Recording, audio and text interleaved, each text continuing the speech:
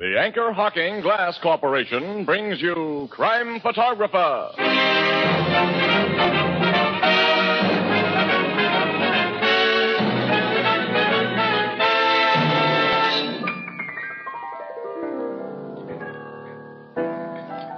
Hey, Ethelbert. Oh, hello, Casey. What's Tony Marvin worrying about over there? Why, he's writing a holiday poem. And he's stuck for something to rhyme with Christmas stocking. But, Ethelbert, are you kidding? Certainly not.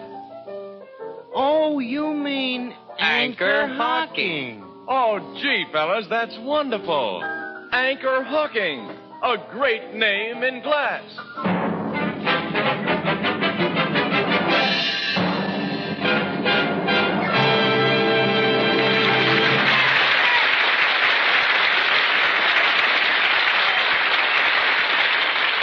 Good evening, ladies and gentlemen. This is Tony Marvin. Every week at this time, the Anchor Hocking Glass Corporation of Lancaster, Ohio, and its more than 10,000 employees bring you another adventure of Casey, crime photographer, ace cameraman who covers the crime news of a great city. Written by Alonzo Dean Cole. Our adventure for tonight, Christmas shopping.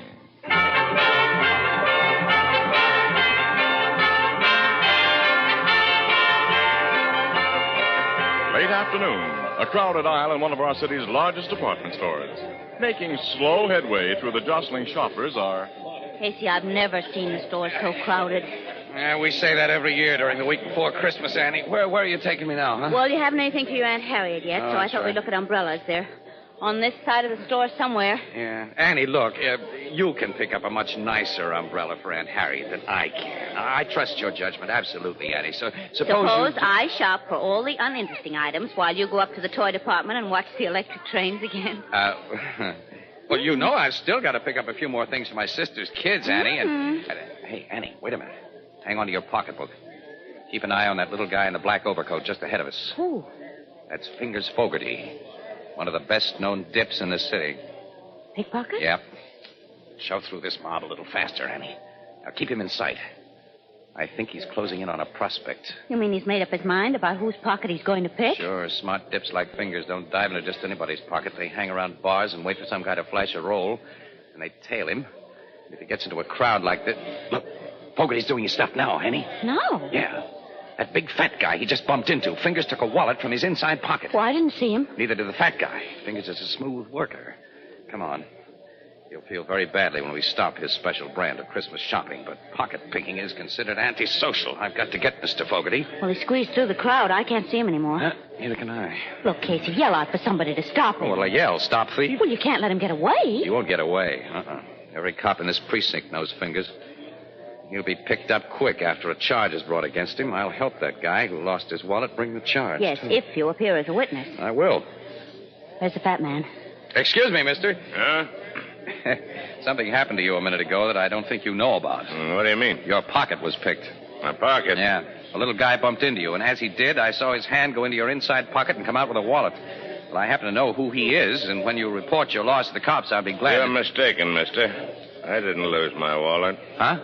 I'm sure. I'm more sure. I tell you, I saw him. When a guy sees something that couldn't be seen, he's either goofy or drunk. On your way, fella. Well, I'll be...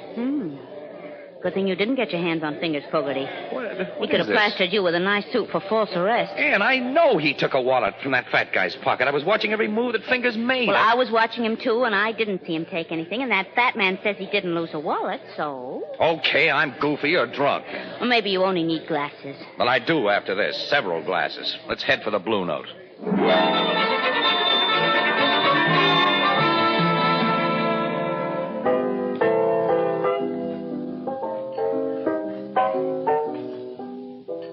You and Casey get your Christmas shopping done this afternoon, Miss Williams? Well, I accomplished quite a lot, Ethelbert, but not Casey. He got sore, and after that, nothing would please him. What'd you get sore about, pal? Nothing. Oh, he had a little eye trouble. Oh, gee, that's too bad. Did you see spots floating in front of you, Casey? My eyes are okay. Now, fill that glass up again, Ethelbert, and don't ask so many silly questions. Mine, too, Ethelbert. Right away, Miss Williams. Oh, now, Casey, don't you think it's about time you snapped out of your grouch? Well, It's pretty silly to get yourself all burned up just because you made a mistake. I didn't make a mistake, Annie. Fingers Fogarty took a wallet from that fat guy's pocket. What burns me up is I didn't find out why the fat guy denied it. Well, how could you have found out? Oh, I don't know. But I'm supposed to be a newspaper guy, Annie. Well, we may have missed a story with pictures. Here's your refreshment, folks. Oh, thanks, Ethelbert. Say, have you stopped into your office since you finished shopping? Hey, bartender, who's the boss here? Well, what do you want? You want to buy a nice Christmas tree? You got some nice ones? A wagon full of them, fresh from Nova Scotia. Let's see one. Well, I'll be right back. Say, Casey, have you two stopped in at your office since you finished your shopping? Certainly not. This is our day off. Then you ain't heard the big news yet. What? Big news. One of your police reporters, Jake Birkin, was in a few minutes ago and tipped me off about it. Gee, was all excited. What happened, Ethelbert? About half an hour ago, the cops arrested the kidnapper and murderer of Gregory Walters. They did? Where? Well, where'd they get him? Well, like you know, before the Walters family paid over that $50,000 ransom to the kidnapper, Yeah. the FBI made a list of the serial numbers on the bills, which they circulated all over the country. Of course, we know all that, Ethelbert. How's this tree, mister? Nice and bushy, huh? Let's see one a little taller. No taller, okay. Ethelbert, will you tell us about that kidnapper? Oh, I'm getting to Well, it. come on. Well, a guy walks into a tavern over on 36th Street tonight, orders a drink, and hands a barkeep a $20 bill with one of them hot numbers on it. The barkeep checks the number, calls a cop, and when the cop searched the guy, he found about $500 more of the ransom dough in his pockets. Well, Ethelbert, who is the guy who had the ransom dough? The cops identified him Well, yet? they knew him as soon as they laid eyes on But him. Ethelbert, who is he? Please. Hey, is this tree big enough, mister? Let's see. Well, let's see one a little thicker around the bottom. Thicker around the bottom. Ethelbert, will you please Casey tell and us? I know him. He's always been a small-time crook, and I was surprised to learn he was mixed up with anything so big as kidnapping and murder. Oh, say, will you tell us? I am telling you. It's that little runt, Fingers Fogarty. Fingers Fogarty. Yeah, the tip. He had Walter's ransom dough on him? About $500, just like I said. Naturally, Fingers denies having anything to do with the kidnapping. He said he lifted the dough out of the pocket of a guy who was Christmas shopping in S.J. Franken's department store. Franken's? Around 4 o'clock this afternoon. Casey Franken. And that fat guy denied he's been robbed. Do you think he was the Oh, I one? can't see Fingers as a kidnapper. He's always been just a slimy little sneak thief. Hey, what's this about a fat guy, Casey? Annie, come on. We're going to tell Logan what happened in Franken's. Well, what did happen, Well, never mind. Casey? You'll hear it later, Ethelbert. So long. So long.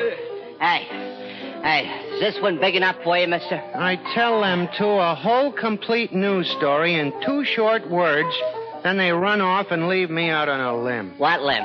Too big? Oh, you? Ah. Oh, no, we've got to have a really big tree.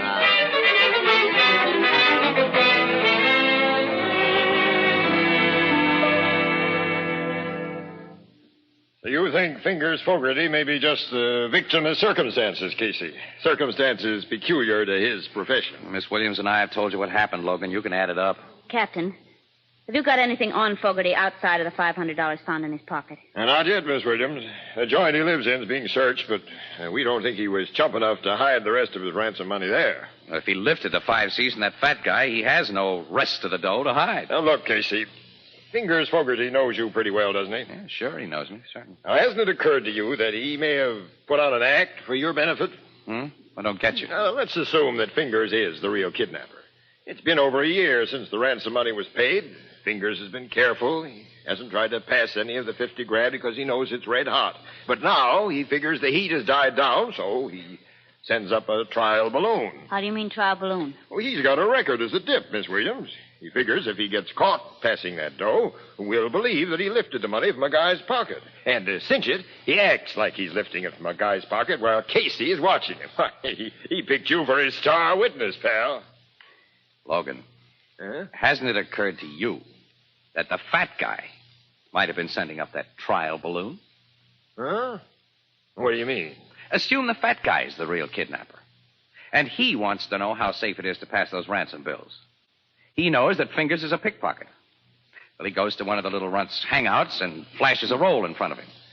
And then he leaves the joint, saunters into a crowded store where it'll be easy for Fingers to work, and Fingers does exactly what's expected of him.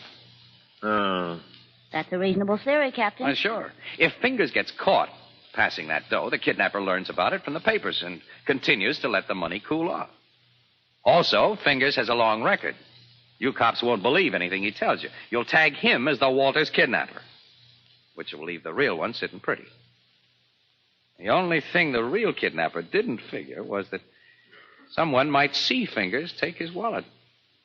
Well, maybe you got something there, Casey.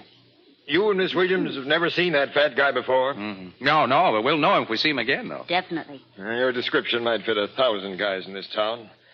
I want you two to go up to the record room and look at some pictures we've got in the files. Oh, great. That'll only take us about 4 or 5 hours, Logan. Oh, Casey.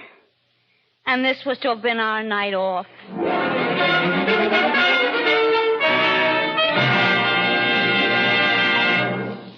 Perhaps you'll forgive this last-minute reminder, but there are now exactly 4 more shopping days until Christmas.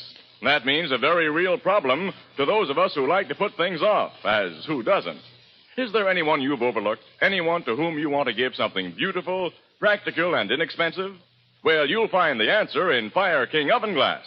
Whether it's a single Fire King casserole or an entire set of Fire King oven glass, prices are unbelievably low, and it'll take a minimum of shopping time at your favorite chain, variety, hardware, or department store. So remember, with housekeeping a real problem in this post-war era, Fire King oven glass is a gift that makes it easier in so many ways, because Fire King makes foods go farther and enables you to turn leftovers into delicious main courses. Fire King oven glass is a product of Anchor Hocking. A great name in glass.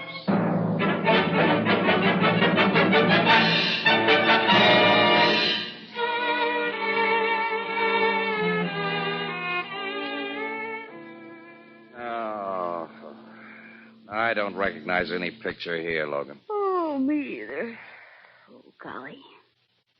Captain, why don't you have some good-looking crooks in your files? I'm going to have nightmares looking at pictures of so many ugly men. You should see the women. Logan, you know, there's one picture here that bothers me. It resembles the guy a lot, but well, look at the description that goes with it. Nick Pensa, Woolstock Prison, discharged 1944, armed robbery. Age 30, height 5 feet. Well, you said your fat guy was a 6-footer and at least 45 years old. Yeah. He weighed a good 250 plus, too. This Nick Pence's weight is given as only 135. Well, they can't be the same man, then. No, not a chance. Funny, though, there is a resemblance. We need more than that. Let's all go home and get some sleep. Me for that. Me, too. I'm so tired I can't think. I'm falling over. I'll murder anybody who wakes me up before noon tomorrow.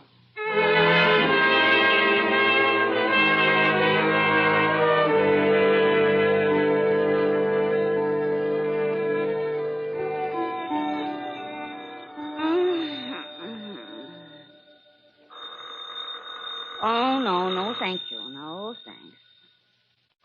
Oh. Hello. Morning, Annie. Who's this? Wake up, kid. It's Casey. Casey. Oh, Casey.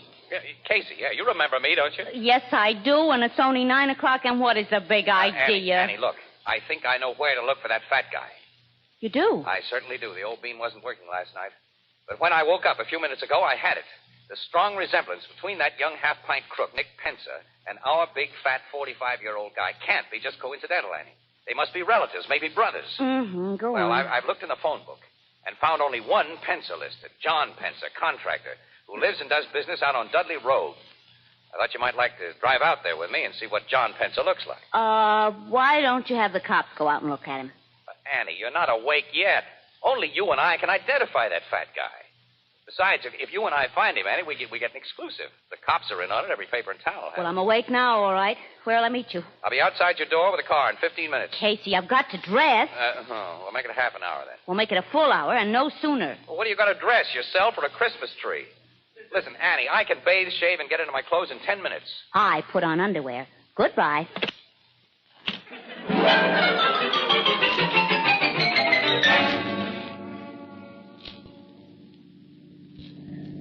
We're getting close to that address, Annie. Yeah. This isn't a very attractive neighborhood. No. John Pence, a contractor, can't be much of a concern. And John Pence, a contractor, may be no relation whatever to the Nick Pence in the police files. The name's very unusual, Ann. I have a hunch. Uh-oh. There's the place. Yeah. I'll stop here so we can look the joint over. Well, there's a concrete garage attached to the house with a good-sized truck inside and room for another. Concrete mixer in the workyard. Oh, Casey, established businessmen don't go in for kidnapping. I think we're on a wild goose chase. Annie, that guy coming out of the garage. What about him? He's just a skinny little... Annie, you need glasses and a more photographic memory. He's the man of that police picture. Of course, Nick Pence. Now I know my hunch was right.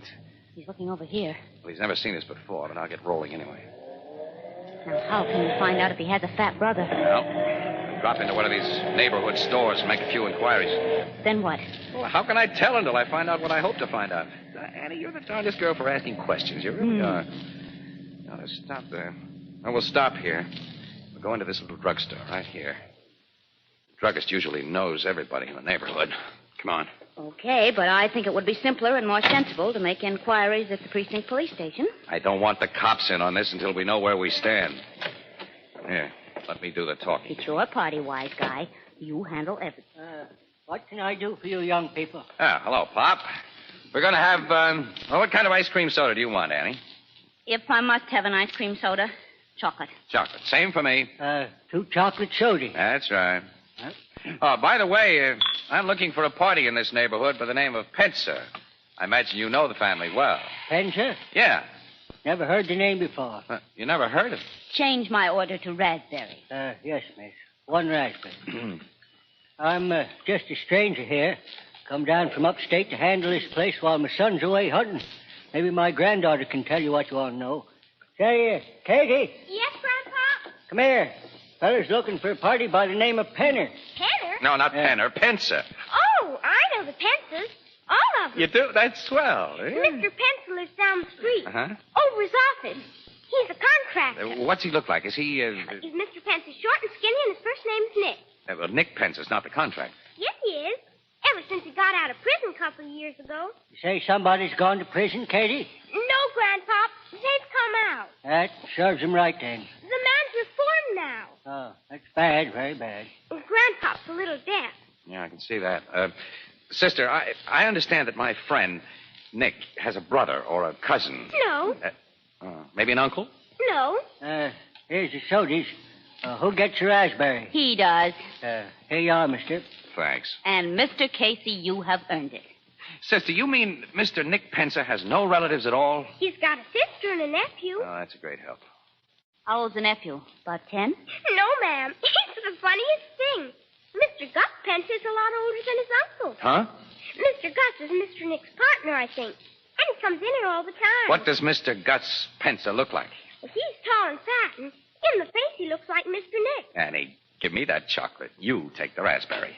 Here's Mr. Gus now. Oh, Casey. He's our fat guy. Mr. Gus, these people were just asking about you. They're friends of Mr. Nick. That's bad. Is that so? He recognizes us, Casey. Yeah. Wasn't it lucky I dropped in here when I did to find friends of Nick's? Grandpop, go back to your back room and put me up 2 bits worth of turpentine. 2 bits worth of turpentine? Go along and help him, Sissy. He can never find anything. I'll show him, Mr. Gus. You two were asking about me. You've been told that we were. I noticed a car outside with a press sign on it. Yours? Yeah. And you were looking for me because of what you happened to see in Franken's yesterday. If I said no, you wouldn't believe me. Right. This hand in my pocket has a gun in it, mister. So do exactly as I tell you. Okay. Remember, and don't pull anything. Here's a bottle of terps. Thanks, Grandpa. Here's your 2 bits. Come on with me, folks. You said you wanted to pay Nick a visit. Casey. We got no choice, Annie. Right. So long, Grandpa. Say, ain't you folks going to finish your sodas? No, we lost our appetites. You didn't take even a sip of your raspberry, mister. That's what you think, sister. Get into your car. Both in the front seat. You drive, fella. I'll sit in back with this gat. Where'll I drive to? Just down the street to Nick's place. Mine. He and I are partners in everything. And he'll be tickled to see old friend.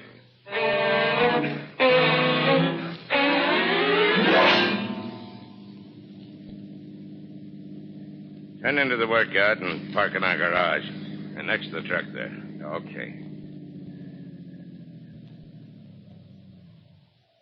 Yeah, that's fine. Now what do we do? You and your boyfriend don't do anything, lady. And to make sure you don't... You hit Casey with your gun. And you get the shape. That'll keep the two of you quiet for a while. Nick! Yeah? What do you want, Gus? Come into the garage, quick. Okay.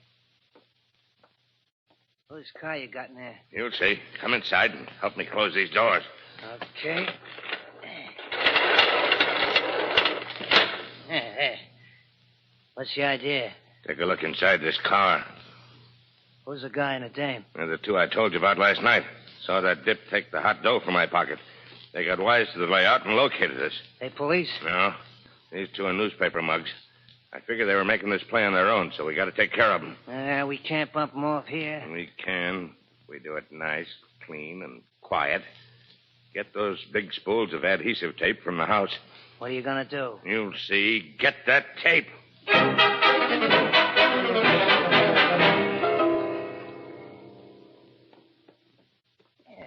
Yeah. Got the gal all tied up, Gus. Then help me with this guy. Yeah. Wrap some more tape around his ankles. Okay.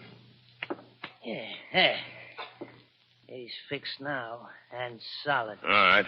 Now climb into that truck and start the motor, Nick. Oh, the carbon monoxide treatment, huh? Yeah. Nice, clean, and quiet. You just lock them in this closed garage to breathe the gas. Tonight, when it's dark, we get rid of their bodies in their car. Start the motor.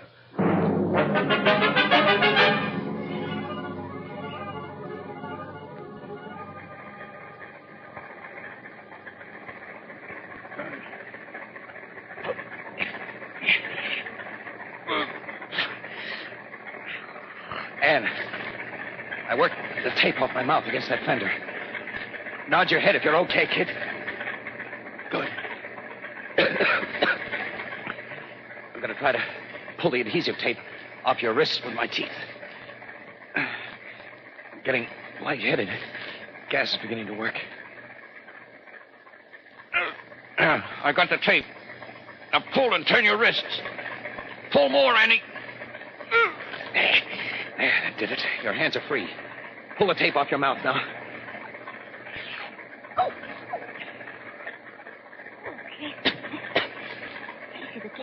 Keep your head down low, kid. Try to hold on. I will. Pull this tape off my hands. You better let me free my ankles first so I can get to that truck and shut off the motor. No. Free my hands. Those two guys may be just outside where they can hear. Yeah, but if it keeps on running, we'll... If it doesn't keep on running, we'll have no second chance like this. Free my hands. All right. I've got the end loose. Pull now. There, does it. Now, unwind your ankles while I get this stuff off of mine. What good will it do us? We can't get out of here. We'll get out. Don't breathe, Titty. This Get out. garage is solid concrete. And I heard them lock those heavy doors when they went out. So... There, I got my ankles free. Now, hang on, kid. I'm picking you up. What are you going to do? I'm putting you in this truck. This truck? Why? It's taking us out of here. Keep your head down. Okay. I'm driving through those doors. Okay, we're through. Pure air. Wait a minute, look. Also, those two Pensa guys, they heard us. Listen, they have guns, too. Step on the gas, Casey. Drive past them. Let's get away. I can't. You can't. What's the matter? I stalled the motor. Duck, they're shooting.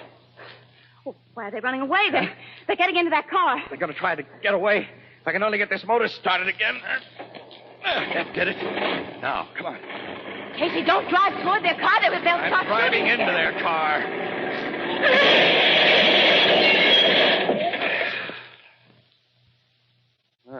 This 10-ton truck does a nice job when it hits a tin can like Oh, Casey. My nerves will never be the same again. that. I'll never recognize mine either. Come on, let's call City Desk. Get the cops out here so we can get to the Blue Note. I need another pair of glasses. The kind you fill.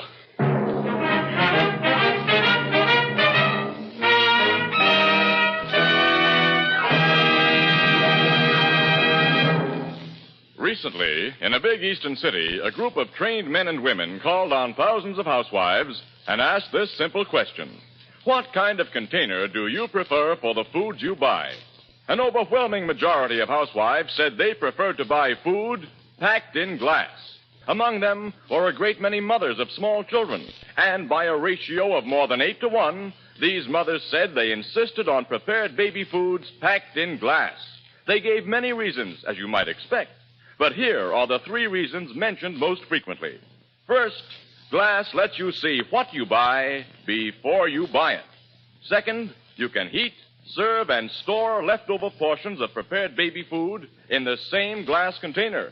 And third, these young mothers agreed that sterilized glass containers are cleaner and more sanitary. You can buy an increasing number of the better brands of food packed in glass, and all of the better brands of prepared baby food come to you in Anchor glass containers sealed with tamper-proof Anchor vacuum caps. Both products of Anchor Hocking. A great name in glass.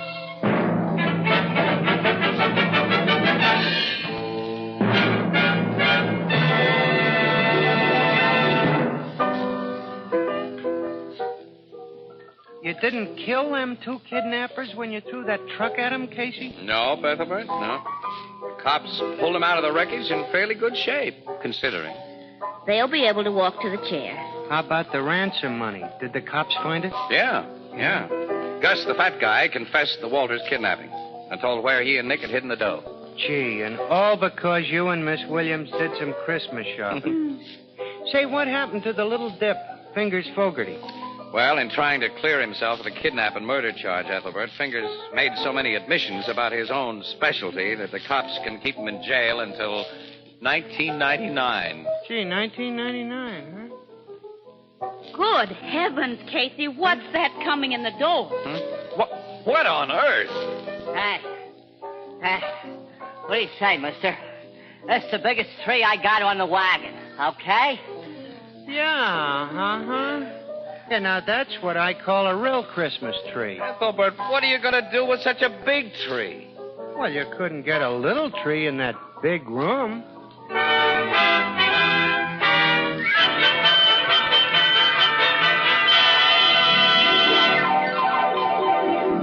Crime Photographer, starring Stotts Cotsworth as Casey, is brought to you each Thursday at this time by the Anchor Hocking Glass Corporation, makers of Fire King Oven Glass.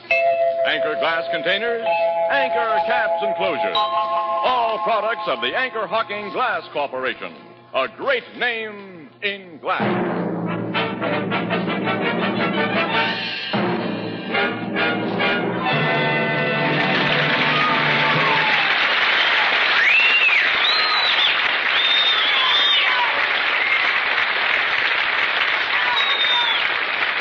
Crime Photographer, directed by John Dietz, is written by Alonzo Dean Cole and is based on the fictional character of Casey, created by George Harmon Cox. The original music is by Archie Blyer, and the program features Miss Leslie Woods as Anne and John Gibson as Ethelbert. Herman Chittison is the Blue Note pianist. Thursday night on CBS is the biggest show in town, so stay tuned for exciting dramatizations on Reader's Digest Radio Edition, which follows immediately over most of these stations. Now, for our sponsor, the Anchor Hocking Glass Corporation, and all of us on the show, this is Tony Marvin wishing every one of you a joyful and happy holiday at this Christmas time.